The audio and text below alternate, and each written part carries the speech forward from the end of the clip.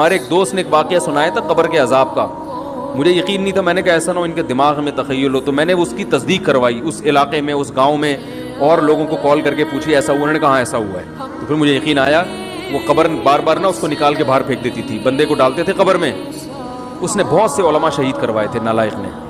اس کا جرم یہ تھا کہ وہ مخبریاں کر کر کے علماء کو قتل کرواتا تھا. اس کے والد میرے پاس آئے, ہم لوگ کے پاس آئے. انہوں نے کہا کہ بھائی میں جب صبح جاتا ہوں تو میرے بچے کی جو لاش ہے نا وہ قبر سے باہر پڑی ہوئی ہوتی ہے, تو میں بڑا پریشان ہوں, کیا کروں.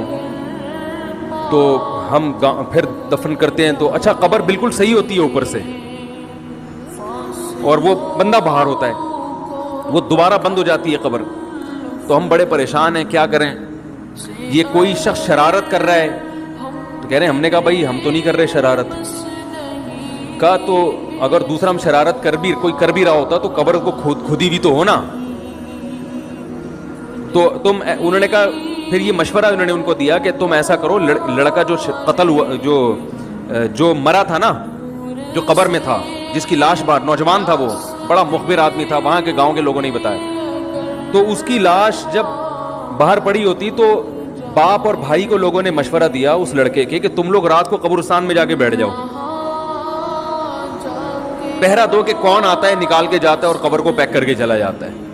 تو وہ صاحب مجھے بتا رہے تھے کہ اگلے دن وہ چیختے ہوئے آئے ہیں, چیختے ہوئے, باپ اور بھائی جو ہے نا.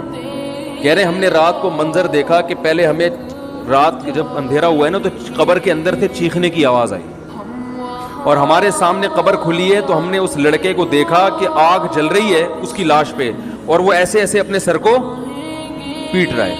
کہہ رہے ہم تو خوف کی وجہ سے بے ہوش ہو گئے, ہمیں نہیں پتا اس کے بعد کیا ہوا.